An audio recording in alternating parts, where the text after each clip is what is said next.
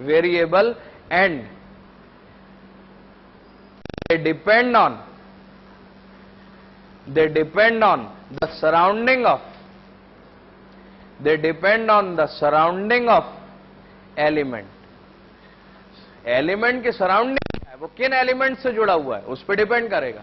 H से जुड़ा है तो अलग ऑक्सीडेशन नंबर, Cl से जुड़ा है तो अलग ऑक्सीडेशन नंबर, 2H से जुड़ा है, 2Cl से जुड़ा है तो अलग ऑक्सीडेशन नंबर. बात समझ में? तो ऑक्सीडेशन नंबर या ऑक्सीडेशन स्टेट्स वेरिएबल होती हैं, वैलेंसीज वेरिएबल नहीं होती. ठीक है. अब अपन लिखेंगे क्या? Calculation of oxidation numbers.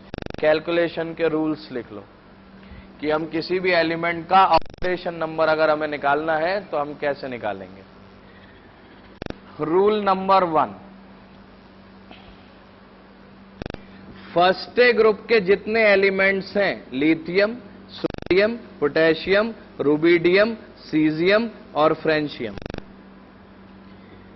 First group जितने एलिमेंट हैं उन सब का चार्ज हमेशा के लिए फिक्स है. कितना? +1. उनके आउटर मोस्ट शेल में एक इलेक्ट्रॉन रहता है, वो एक ही दे पाते हैं. उनकी ऑक्सीडेशन नंबर फिक्स है कितनी? +1. तो उसमें कभी दिमाग नहीं लगाना है कि लिथियम किसी के भी साथ जुड़े उसका ऑक्सीडेशन नंबर क्या रहने वाला है? +1. पोटेशियम किसी के साथ भी जुड़े, कितनों के साथ भी जुड़े, उसका ऑक्सीडेशन नंबर फिक्स है कितना? +1. रूल नंबर 2, जो सेकेंड ग्रुप के एलिमेंट्स हैं जैसे कौन? Beryllium, magnesium, calcium, strontium, barium, radium, इनकी कहानी फिक्स है कि इनका चार्ज या ऑक्सीडेशन नंबर हमेशा कितना रहेगा? +2. Second group. Rule number 3, hydrogen, generally लिखना, generally charge on hydrogen,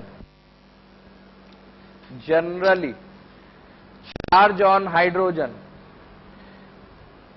is considered as +1.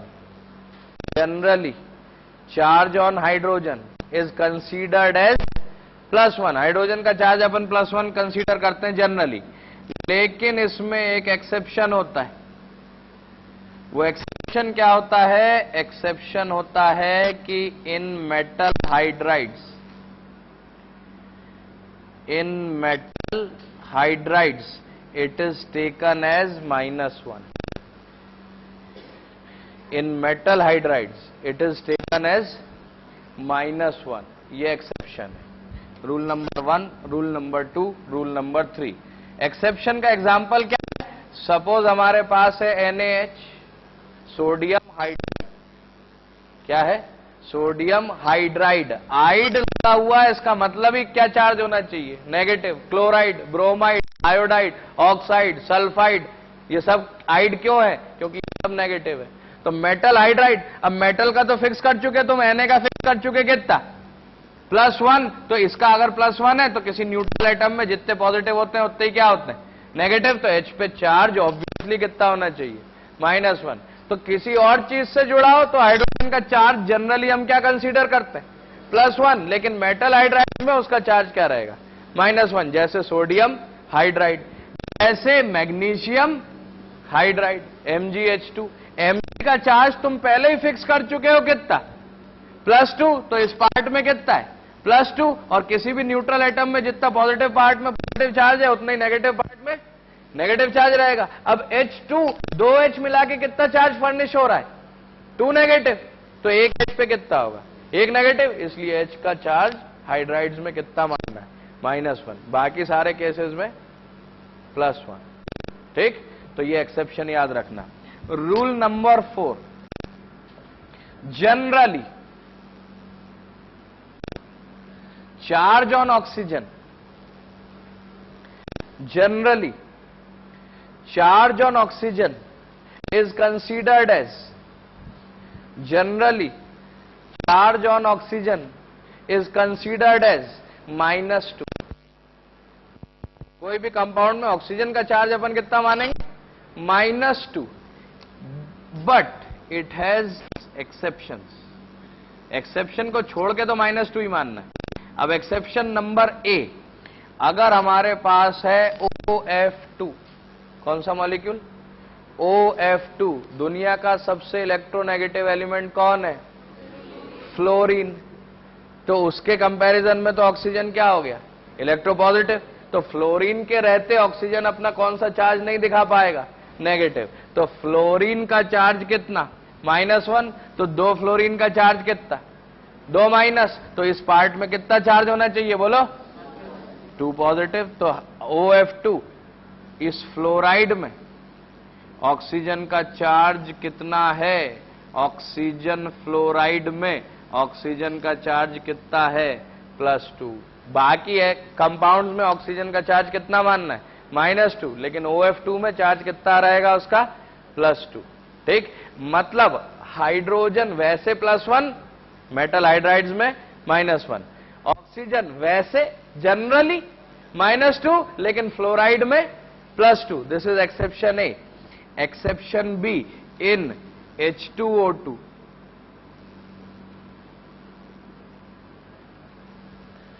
और Na2O2। H2O2 का नाम बोलो, हाइड्रोजन पर ऑक्साइड। तो Na2O2 का नाम क्या हो गया? सोडियम पर ऑक्साइड। H2O2 हाइड्रोजन पर ऑक्साइड है, तो सोडियम Na2O2 क्या हो गया? सोडियम पर ऑक्साइड। मतलब इन क्या? परऑक्साइड्स। अब किसकी बात हो रही है? परऑक्साइड्स की। इन परऑक्साइड्स H2O2, H पे चार्ज हम फिक्स कर चुके हैं कितना? मेटल हाइड्राइड के अलावा हमेशा +1। अगर हमारे पास H2O2 है तो 1 H पे 1 प्लस, तो 2 H पे 2 प्लस। अगर ये मॉलिक्यूल न्यूट्रल होता है तो इसके पास 2 प्लस चार्ज है, तो नेगेटिव चार्ज भी कितने होने चाहिए? 2 होने चाहिए। तो H2O2 में 2 H पे 2 प्लस, तो 2 ऑक्सीजन पे 2 नेगेटिव। लेकिन 2 ऑक्सीजन पे 2 नेगेटिव, मतलब हर एक ऑक्सीजन पे कितना? 1 नेगेटिव। मतलब परऑक्साइड्स में ऑक्सीजन का चार्ज हमें कितना लेना है? -1। परऑक्साइड्स में ऑक्सीजन का चार्ज क्या लेना है? -1। नॉर्मली ऑक्सीजन का चार्ज क्या लेना है? -2। लेकिन परऑक्साइड्स में कितना लेना है? -1। समझे? और OF2 में +2। उसके बाद C, एक्सेप्शन नंबर 3, इन पोटेशियम सुपर ऑक्साइड। इन पोटेशियम सुपर ऑक्साइड, फॉर्मूला बता रहा हूं क्या? KO2 पक्का है? सोच ले एक बार।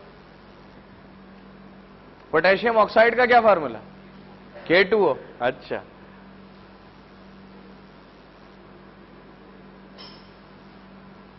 कुछ idea? Super oxide KO2, potassium super oxide का फॉर्मूला लिखो KO2। और इससे मुझे एक बहुत अच्छी बात याद आ रही है, तो वो भी मैं बताते हुए चलूंगा। ये तो लिख लिया था ना, थोड़ा मुझे जगह चाहिए इसलिए मैं ये जगह बना रहा हूं। लिथियम पे चार्ज हम डिस्कस कर चुके। फर्स्ट ग्रुप के सारे एलिमेंट्स पे चार्ज क्या? +1। और ऑक्सीजन पे चार्ज क्या? -2। अगर मुझे लिथियम ऑक्साइड का फॉर्मूला लिखना है तो मुझे लिथियम ऑक्साइड न्यूट्रल बनाना है, और ऑक्सीजन का चार्ज -2 है और लिथियम का +1 है, तो लिथियम कितने लेने पड़ेंगे? 2 लेने पड़ेंगे। तो लिथियम 2, लिथियम का 2 प्लस और एक ऑक्सीजन का 2 माइनस, तो लिथियम ऑक्साइड का फॉर्मूला क्या हो गया? Li2O। सोडियम ऑक्साइड का फॉर्मूला क्या हो गया? सॉरी, Na2O, क्योंकि 2 सोडियम पे 2 पॉजिटिव और ऑक्सीजन पे -2, 2 लिथियम पे 2 पॉजिटिव, ऑक्सीजन पे -2। पोटेशियम ऑक्साइड का फॉर्मूला लिखना है तो क्या होगा? K2O, 2 पॉजिटिव और 2 नेगेटिव होगा। तो ये जो अपन फॉर्मूले लिख रहे हैं, ये इनकी क्या कहलाएंगी? Normal oxides. क्या कहलाएंगी? Normal oxide. अब मैं अगर Na2O2 लिखता हूं तो ये क्या हो गया? परऑक्साइड। पर का वैसे तो मतलब होता है कि मॉलिक्यूल में अगर परऑक्सी लिंकेज है तो पर लगाते हैं, ठीक है? परऑक्सी लिंकेज मतलब कैसा? H2O2 है तो O और O अगर जुड़े हैं तो ये लिंकेज को अपन क्या बोलते हैं? परऑक्सी। इसलिए इसके नाम में क्या लगाते हैं? पर ऑक्साइड, क्योंकि इसके पास क्या है? परऑक्सी लिंकेज। लेकिन अपन एक छोटी कंसेप्ट, मतलब वो कंसेप्ट क्या है, वो है तो फालतू टाइप, मगर अपन ये याद रखें कि अगर ऑक्सीजन जरूरत से ज्यादा हो, नॉर्मल से ज्यादा हो, तो क्या लगाना है? पर। ठीक है, जैसे नॉर्मल H और O का कंपाउंड क्या बनता है? H2O। और अगर H2O2 हो गया तो नॉर्मल से ज्यादा ऑक्सीजन है ना, तो अपन इसको क्या बोल देंगे? पर ऑक्साइड। तो ये अगर सोडियम ऑक्साइड है तो ये कैसी ऑक्साइड है? नॉर्मल। तो Na2O2 को अपन क्या बोल देंगे? पर ऑक्साइड। ठीक है, तो K2O पोटेशियम की कौन सी ऑक्साइड कहलाएगी? Normal oxide. और अगर मैं K2O2 लिखता हूं तो ये क्या कहलाएगा? पर ऑक्साइड। और अब तुम कह रहे हो क्या? KO2। अब जरा देखना, यहां 2 K थे और 1 ऑक्सीजन था, यहां 2 K थे और 2 ऑक्सीजन थे, तो ऑक्सीजन बढ़ गए। ठीक है, अब यहां ऑक्सीजन तो 2 ही है, लेकिन K 2 का 1 हो गया, तो अभी भी बढ़ा कौन? ऑक्सीजन ही बढ़ा ना रिलेटिवली। तो ऑक्सीजन अगर जितने चाहिए उतने ही है तो नॉर्मल, उससे ज्यादा है तो पर, उससे भी ज्यादा है तो सुपर। पर और सुपर, तो नॉर्मल, पर, सुपर। ठीक है, क्योंकि किसका परसेंटेज ज्यादा होता जा रहा है? ऑक्सीजन का। 2 K पे पहले 1 ऑक्सीजन था, फिर 2 K पे 2 ऑक्सीजन हो गए, और अब हर 1 K को ही क्या मिल रहा है?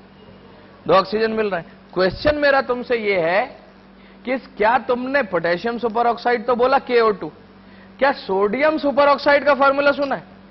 अगर सोडियम सुपर ऑक्साइड लिखना होगा, पोटेशियम सुपर ऑक्साइड है KO2, तो सोडियम सुपर ऑक्साइड क्या होना चाहिए? NaO2। तो लिथियम सुपर ऑक्साइड क्या होना चाहिए? LiO2। और लिथियम पर ऑक्साइड क्या होना चाहिए? Li2O2। क्योंकि सोडियम पर ऑक्साइड क्या होता है? Na2O2। पोटेशियम पर ऑक्साइड क्या होता है? K2O2। ठीक है, लेकिन याद रखना, एक अलग से पेज में ये कहानी लिख लो कि Li2O2 कभी नहीं बनता। Li2O बनता है, Li2O2 नहीं बनता, और ना ही LiO2 बनता है। दूसरी बात, Na2O बनता है, Na2O2 भी बनता है, लेकिन NaO2 नहीं बनता। पोटेशियम में K2O भी बनता है, K2O2 भी बनता है, और KO2 भी बनता है। बहुत इंपॉर्टेंट बात, lithium does not form lithium peroxide or lithium superoxide. It only forms normal oxide. Sodium forms normal oxide,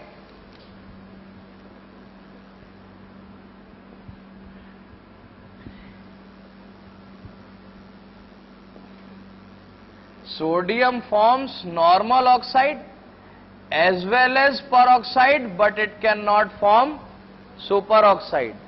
But potassium forms normal oxide, peroxide and superoxide. तो लिथियम के केस में सिर्फ नॉर्मल ऑक्साइड बनता है, ये दो नहीं बनते। सोडियम के केस में नॉर्मल ऑक्साइड बनता है, पेरोक्साइड बनता है, लेकिन सुपर ऑक्साइड नहीं बनता। और पोटेशियम और उससे आगे वाले जो एलिमेंट्स हैं, रुबिडियम, सीजियम, फ्रेंशियम तो रेडियो एक्टिव है इसलिए बात नहीं करते, तो इन दोनों में भी नॉर्मल भी बनेगी, पेरोक्साइड्स भी बनेंगे और सुपर ऑक्साइड्स भी बनेंगे। लिथियम में पेरोक्साइड भी नहीं बनेगा, सुपर ऑक्साइड भी नहीं बनेगा। सोडियम में पेरोक्साइड तो बनेगा लेकिन सुपर ऑक्साइड नहीं बनेगा। लेकिन पोटेशियम और उसके बाद वाले जो एलिमेंट्स हैं उनमें नॉर्मल ऑक्साइड भी बनेगी, पेरोक्साइड भी बनेगी, सुपर ऑक्साइड भी बनेगी। ऐसा क्यों? क्यों जरूरी है? वो तो नहीं हो रहा तो अच्छी बात है, नहीं हो रहा याद तो रखना ही है, क्यों भी मगर मालूम होना चाहिए।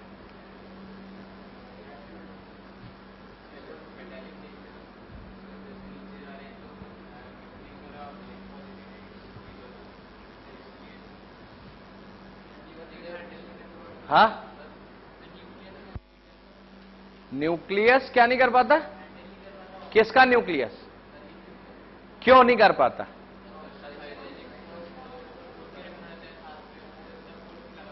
Very good.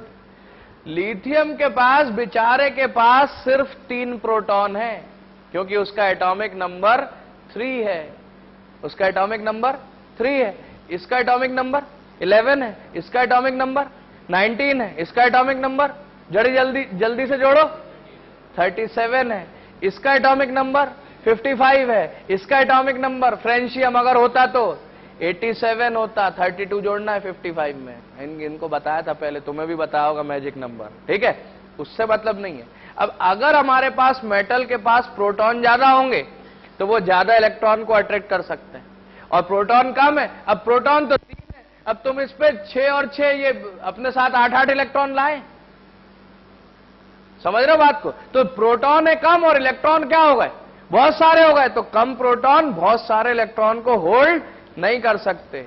तो प्रोटॉन भी मेटल के पास क्या होने चाहिए, ज्यादा, और प्रोटॉन ज्यादा कब होते हैं, जब एटॉमिक नंबर ज्यादा होता है। तो मोर number of protons can hold more number of electron, मतलब मच हायर इलेक्ट्रॉन डेंसिटी, और कम नंबर ऑफ प्रोटॉन ज्यादा इलेक्ट्रॉन डेंसिटी को होल्ड नहीं कर सकते, ठीक है। और इसको अपन किस लैंग्वेज में लिखेंगे, जो लैंग्वेज एक्चुअली ऑप्शन में आती है। अपन लैंग्वेज ये नहीं लिखेंगे कि प्रोटॉन का नंबर या क्या, लेकिन उसी को इनडायरेक्टली अपन क्या लिखेंगे, पहले सुन लो फिर लिखना, कि bigger cation can hold bigger anion, bigger cation can hold bigger anion. इसका मतलब क्या है कि सपोज मेरे पास O2 नेगेटिव है और यहां पे Li पॉजिटिव है, तो ये छोटा कैटायन है, क्योंकि इसके पास शेल कितनी है, सिर्फ एक ही है, क्योंकि इसका कॉन्फ़िगरेशन क्या है 2-1, उसमें से भी एक इलेक्ट्रॉन इसने दे दिया, तो शेल कितनी बची, एक, तो ये छोटा कैटायन है ना, ठीक है। और ये एनायन का कुछ साइज है।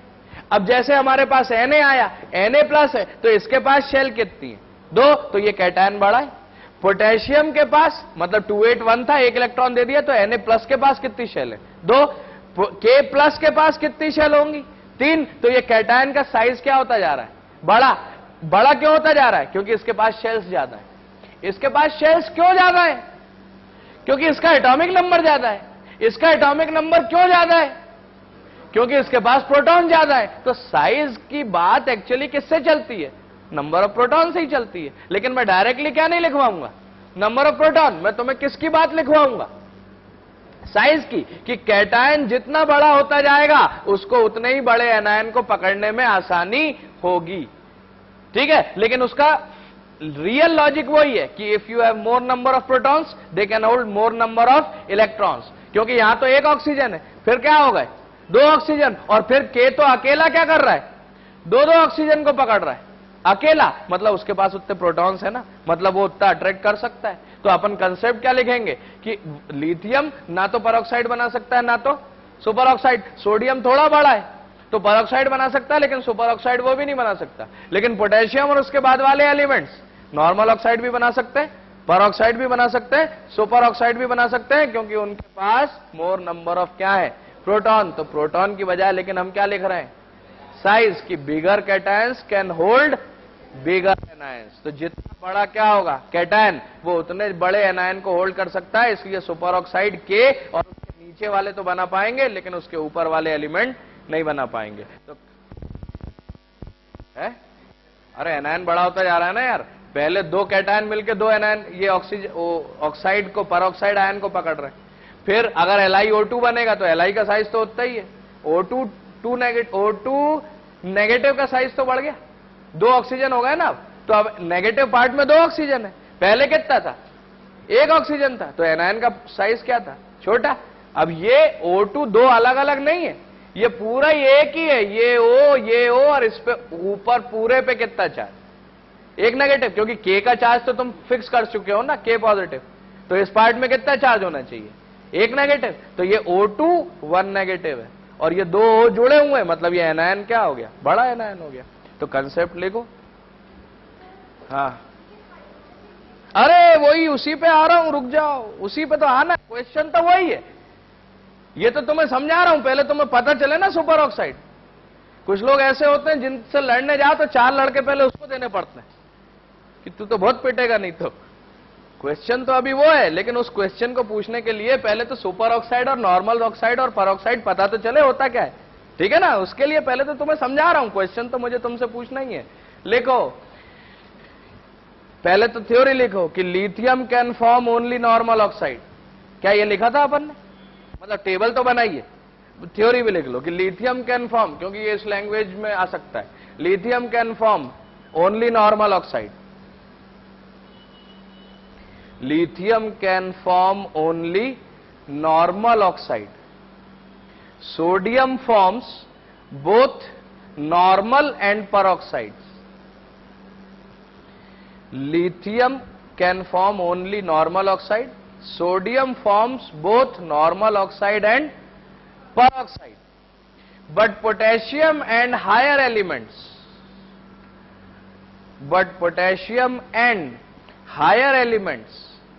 form normal, per and superoxides. Why? Answer एक लाइन में, अपने को स्कूल में नहीं लिखना है, क्योंकि स्कूल में ये पूछ भी नहीं सकते। अपने को तो ऑप्शंस देंगे, उसमें से करना है, तो ऑप्शन में क्या लैंग्वेज आएगी वो लिखना। कंसेप्ट कि bigger cations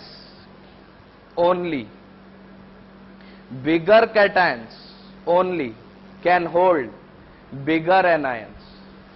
bigger cations can hold, या bigger cations only can hold bigger anions. Bigger cations can only hold bigger anions. बड़ा कैटायन होगा तो बड़े एनायन को पकड़ पाएगा, नहीं तो नहीं पकड़ पाएगा। ठीक है, समझ गए? अब मुद्दा यह है साहब कि लिथियम से भी छोटा फर्स्ट ग्रुप में लिथियम के ऊपर कौन है? हाइड्रोजन। हाइड्रोजन क्या नॉर्मल ऑक्साइड बनाता है? Li2O बनता है, Na2O बनता है, वैसे ही कौन बनता है? H2O। Li2O2 बनता है क्या? अरे मूर्ख, अभी लिखवा रहा हूं, नहीं बनता है। Li2O2 नहीं बनता, क्योंकि उसका साइज छोटा है, 2 ऑक्सीजन को नहीं पकड़ पाता। लेकिन हम बचपन से क्या पढ़ते आ रहे हैं? H2O2। तो हाइड्रोजन का साइज तो लिथियम से भी क्या है? छोटा है, मगर H2O2 तो बनता है। Li2O2 नहीं बनता, लेकिन H2O2 बनता है। तो ये क्या चमत्कार हो गया? ये तो मुश्किल है ना, मतलब ये it is a very good question. वो तो क्वेश्चन मुझे तुमसे यही पूछना है एक्चुअली, लिथियम तो उसके लिए, लेकिन पहले पेरोक्साइड और सुपर ऑक्साइड तो मालूम हो कि क्या होता है। तो ऐसा क्यों? दिमाग लगाओ 2 मिनट, फिर मैं बताता हूं।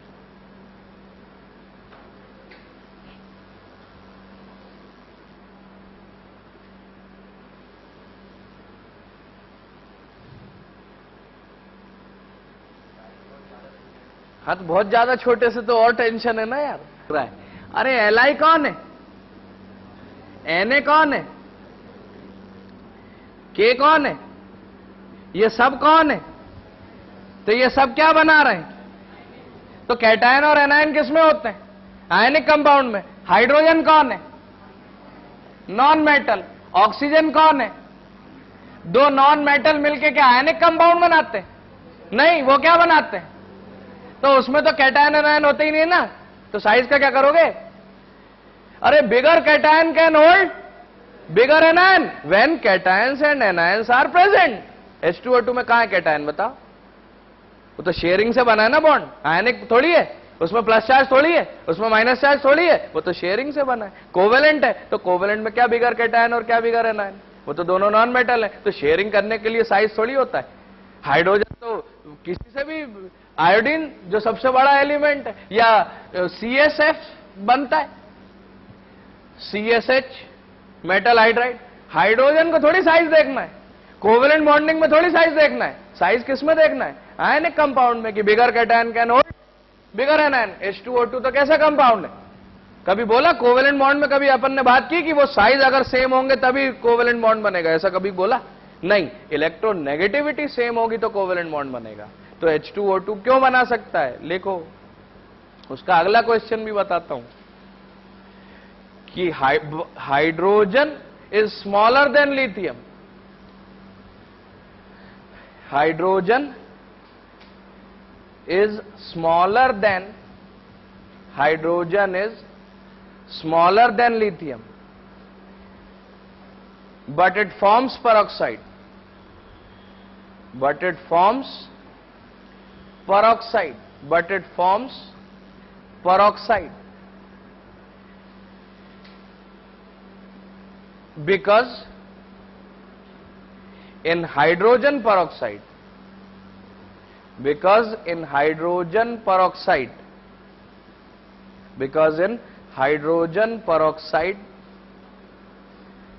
covalent bonds are formed, because in hydrogen peroxide covalent bonds are formed which are not size dependent, which are not size dependent, which are not size dependent.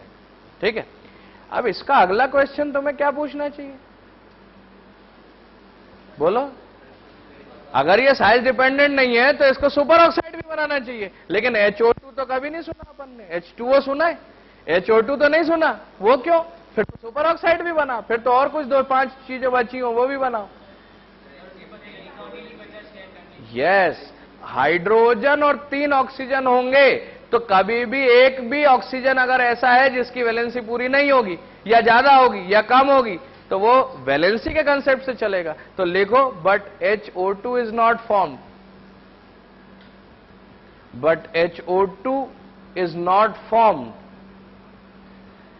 Due to the octet concept, but HO2 is not formed due to octet concept in the structures, in the structures। अब problem क्या है, तुम बोलोगे मैं तो HO2 बनाऊंगा, HO2 बनाऊंगा तो क्या होगा, ऑक्सीजन की वैलेंसी कंप्लीट ही नहीं होगी या ओवर हो जाएगी।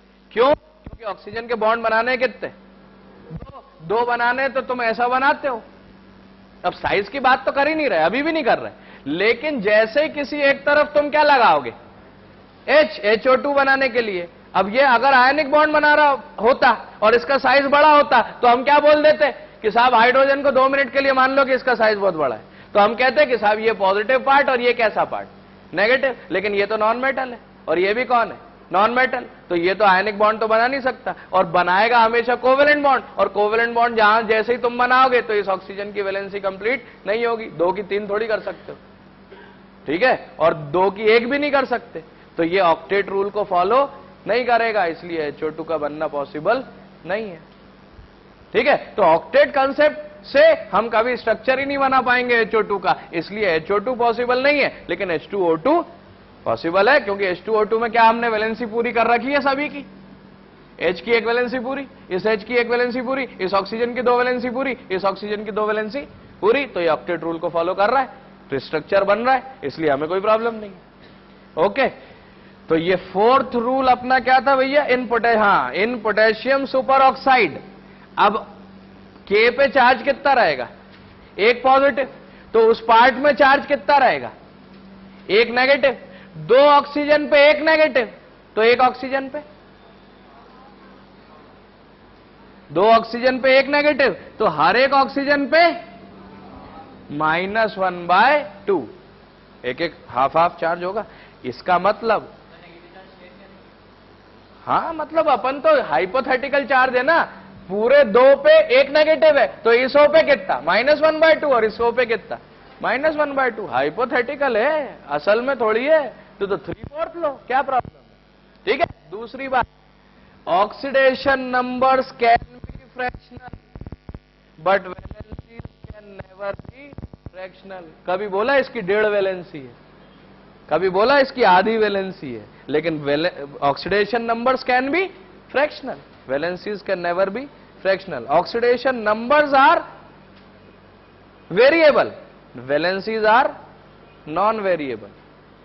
ठीक, तो इसमें ऑक्सीजन का चार्ज कितना है, -1/2। तो इन 3 केसेस को छोड़ के ऑक्सीजन का चार्ज हमेशा क्या लेना है, -2, लेकिन इन 3 केसेस में अलग अलग देख लेना। इस और JEE 2010 के 2nd पेपर में इसी कंसेप्ट पे बेस्ड एक क्वेश्चन आया है। ठीक है, और वो बहुत ही सरल क्वेश्चन है, वो अपन करेंगे, लेकिन ये इतनी बातें समझ रहा हूं, इन 3 केसेस को छोड़ के ऑक्सीजन का चार्ज क्या रहेगा, -2। नेक्स्ट रूल नंबर कितना आएगा, 5th।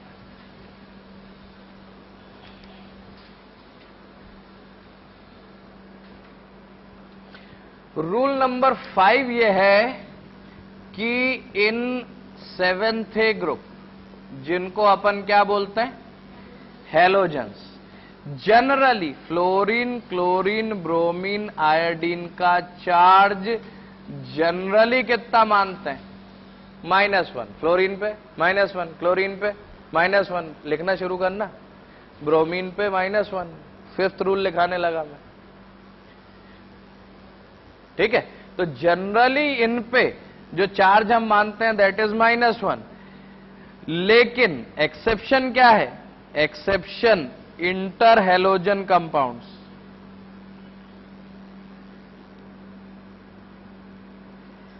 Inter halogen compounds. Inter halogen compound मतलब क्या? जैसे हमने बनाया ClF3। क्या बनाया? ClF3। और एक बहुत ही कॉमन मॉलिक्यूल जो अपन ने हाइब्रिडाइजेशन में भी पढ़ा था, क्या? IF7। अब क्लोरीन और फ्लोरीन में ज्यादा इलेक्ट्रोनेगेटिव कौन है? फ्लोरीन। तो फ्लोरीन का चार्ज तो फिक्स हो गया भैया, कितना? -1। अब 3 फ्लोरीन है तो इस तरफ चार्ज कितना हो गया? 3-। तो क्लोरीन का चार्ज क्या हो गया? 3+। तो हैलोजेंस का चार्ज जनरली तो अपन क्या मानते हैं? -1। लेकिन ClF3 में क्लोरीन का चार्ज क्या है? +3। बदल गया? बदला? फ्लोरीन का बदला? फ्लोरीन का कभी नहीं बदलेगा, क्योंकि वो क्या है? मोस्ट इलेक्ट्रोनेगेटिव है, उसका कोई चेंज नहीं कर सकता। मगर क्लोरीन है तो इलेक्ट्रोनेगेटिव, लेकिन फ्लोरीन के सामने उसकी इलेक्ट्रोनेगेटिविटी क्या पड़ गई? कम पड़ गई। तो फ्लोरीन के कंपैरिजन में वो कौन है? इलेक्ट्रोपॉजिटिव है। IF7 में फ्लोरीन के पार्ट में कितना चार्ज रहेगा? 7 नेगेटिव। तो इस तरफ कितना? +7। तो आयोडीन का चार्ज कितना हो गया? +7। तो हैलोजन का भी चार्ज बदल सकता है। किन में? इंटर हैलोजन कंपाउंड में। पूरे पीरियोडिक टेबल में वो सबसे ज्यादा इलेक्ट्रोनेगेटिव रहते हैं, ठीक है, लेकिन अगर वो आपस में ही कंपाउंड बना ले तो चैलेंज है। फ्लोरीन तो सबको चैलेंज कर देता है कि मैं ही सबसे इलेक्ट्रोनेगेटिव हूं, बाकी तुम मेरे ग्रुप में हो, अच्छी बात है। जब तक तुम किसी और से बात कर रहा हो तो ठीक है, मगर तुम मेरे से चैलेंज मत करना, मेरे से मुंह मत चलाना। मैं चेन रिएक्शन पढ़ चुका हूं, ऑर्गेनिक मेरी आधी कंप्लीट है, मुंह मत चलाना। ऐसा तुम बोलने लायक हो? तू बोलने लायक नहीं है, तूने नहीं पढ़ी अभी, ठीक है। तो फ्लोरीन के सामने हर जो एलिमेंट है वो क्या है? इलेक्ट्रो पॉजिटिव है, ठीक। अगर तुम्हारे पास IBr5 है तो इसमें I का ऑक्सीडेशन स्टेट क्या बोलोगे? +5, क्योंकि 5 Br पे Br ये जो सबसे ऊपर रहता है वो सबसे क्या रहता है? इलेक्ट्रोनेगेटिव। तो अगर IBr5 है तो Br को -1 मानेंगे, लेकिन I को Br के हिसाब से चार्ज देंगे। तो ये हो गया रूल नंबर कौन सा? 5, ठीक है। Rule number 6,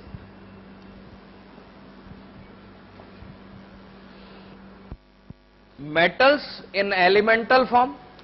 Rule number 6 is metals in elemental form and non-metals in molecular form. Metals in elemental form, metals in elemental form and non-metals in molecular form show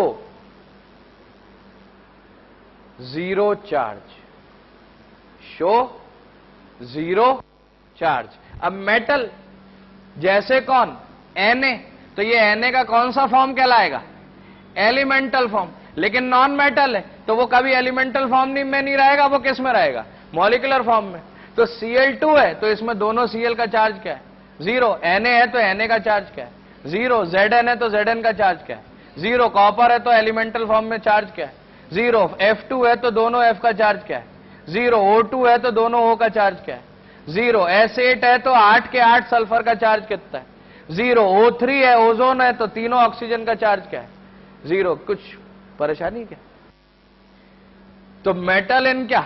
elemental form. P4 non metal है, molecular form में, तो उसका सबका charge क्या? 0। तो ये लिख लो, metals in elemental form charge 0, non metals in molecular form charge 0। Example लिखो, मैं आगे बताऊं कि आगे लिखना है? हाँ हाँ, अरे IBr5 भी बनता है, IBr7 भी बनता है, तू क्यों परेशान हो रहा है? आयोडीन के आउटर मोस्ट शेल में कितने इलेक्ट्रॉन होते हैं? 7। तो वो मैक्सिमम बॉन्ड कितने बना सकता है? 7 बना सकता है। तूने पहले ही दिन HClO4 बनाया था यार, कैसी बातें कर रहा तू? तो हाइब्रिडाइजेशन पन्ने पलट तुरंत, नहीं तो लपाड़ा पड़ेगा, अभी तुरंत पड़ेगा और तुरंत पन्ने पलट ले। अरे HClO4 बनाया था, याद है कि ऐसा ही ये स्ट्रक्चर बनाया था HClO4 का। क्लोरीन के आउटर मोस्ट शेल में कितने इलेक्ट्रॉन? 7। कितने बॉन्ड बना दिए? 1 2 3 4 5 6 7। क्या HCl नहीं बनता? बनता है ना। तो Cl कितने बॉन्ड बना रहा है? 1। तो कम से कम 1 तो बनाएगा, और मैक्सिमम कितने बनाएगा? 7, क्योंकि वो किस ग्रुप में प्रेजेंट है? 7th में। बीच में क्या बना रहा है? ClF3। तो कितने बॉन्ड बना रहा है? 3। तो 1 भी बनाएगा, 3 भी बनाएगा, 5 भी बनाएगा, 7 भी बनाएगा। 7 से ज्यादा नहीं बना सकता, 1 से कम नहीं बना सकता। अरे यार, तो गड़बड़ मत कर। तो मेटल्स इन क्या? एलिमेंटल फॉर्म, और non metals in molecular form. Show charge 0। इतनी बात समझ में आई? तो ये रूल्स हैं अपने काय के ऑक्सीडेशन नंबर निकालने के। ठीक है, अब क्वेश्चन लिखो। Calculate oxidation numbers of underlined elements. Calculate, तो समझा कि नहीं? HCl में तो एक ही बॉन्ड बनता है ना, ClF3 में 3 बने, ClF5 में 5 बनेंगे। ठीक है, तो 7 तक जितने चाहे बॉन्ड बनाना बन सकता है, कोई प्रॉब्लम नहीं। और तू क्लास के बाद मिलना मेरे से। ठीक, फाइंड एलिमेंट्स लिखो।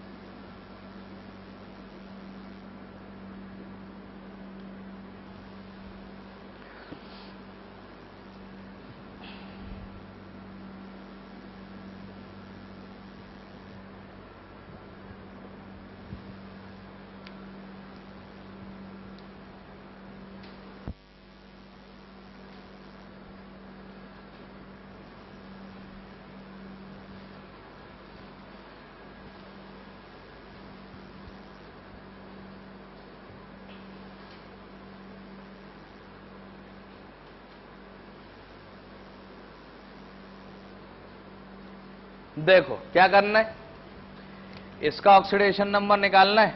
तो इसके ऑक्सीडेशन नंबर को मान लो क्या? X। पोटेशियम का रूल में हम देख चुके हैं कि कितना मानना है इसका? +1। इसका X है, और ऑक्सीजन का कितना मानना है?